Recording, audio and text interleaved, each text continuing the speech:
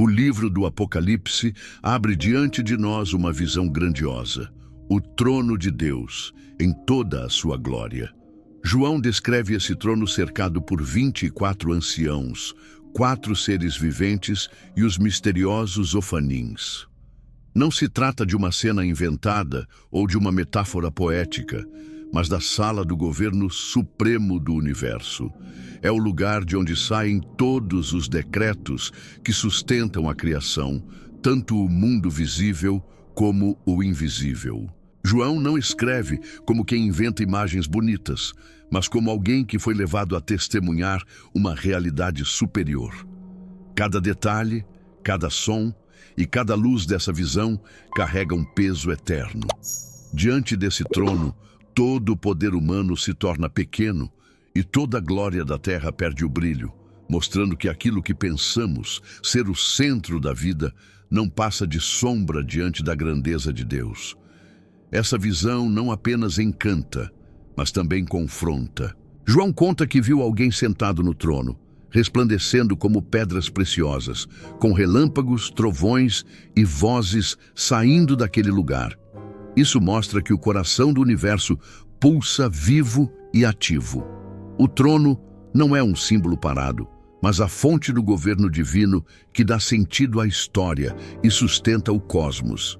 Ao redor do trono, os 24 anciãos não estão ali para enfeitar a cena, mas representam uma assembleia de autoridade e adoração. Eles vestem roupas brancas e usam coroas de ouro, mostrando que são os vitoriosos que perseveraram até o fim, lavados no sangue do Cordeiro.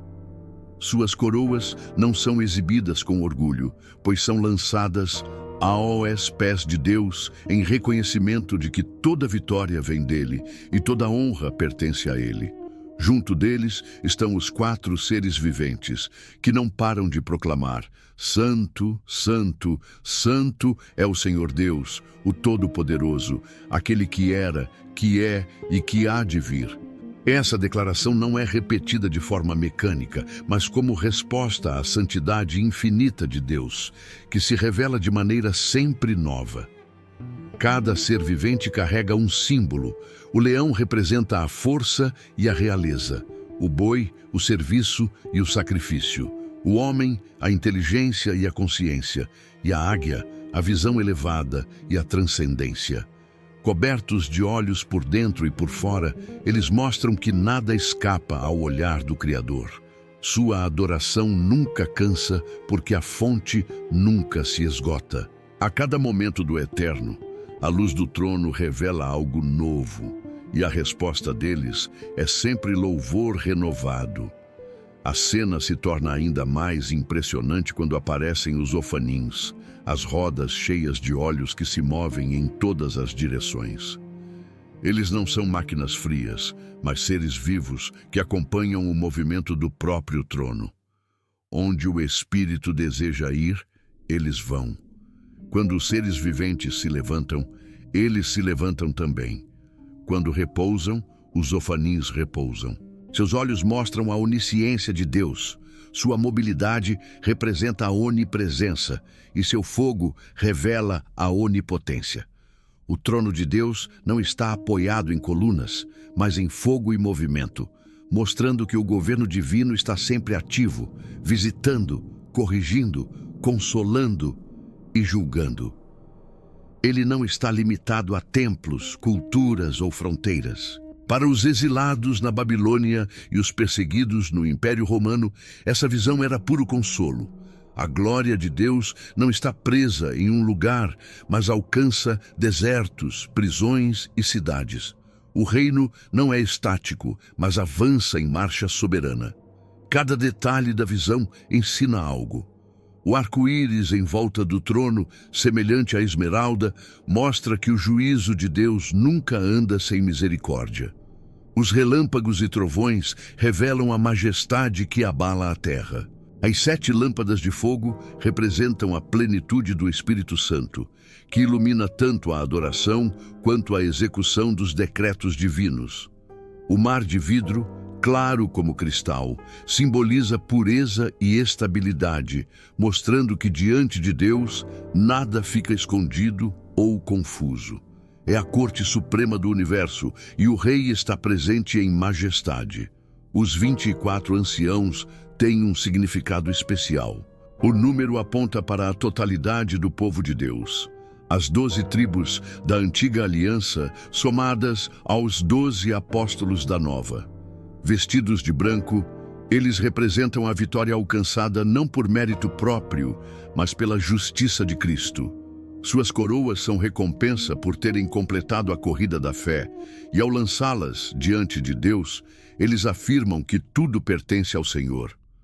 Essa atitude nos ensina que toda a adoração verdadeira reconhece que dele, por ele e para ele são todas as coisas. Também há uma ordem perfeita na visão. Os anciãos estão assentados em tronos menores, formando um conselho real. Os 4 seres viventes permanecem mais próximos do trono central, como guardiões da santidade de Deus, lembrando os querubins do Antigo Testamento. Já os ofanins expressam o movimento do trono, não no sentido humano de deslocamento, mas como manifestação da presença soberana de Deus em toda parte. Essa harmonia mostra que no céu, cada ser ocupa seu lugar e cumpre sua função sem disputa ou vaidade. Tudo funciona em unidade, em contraste com a confusão dos reinos humanos. Essa visão nos lembra que a plenitude do reino de Deus é marcada pela ordem e pela paz. A partir desse centro de adoração, a narrativa do Apocalipse continua. O Cordeiro se aproxima e toma o livro selado. Antes de qualquer juízo, selos ou trombetas, primeiro vem a adoração. É como se Deus nos ensinasse que o verdadeiro governo nasce da santidade e não da força. Primeiro, o céu declara quem Deus é.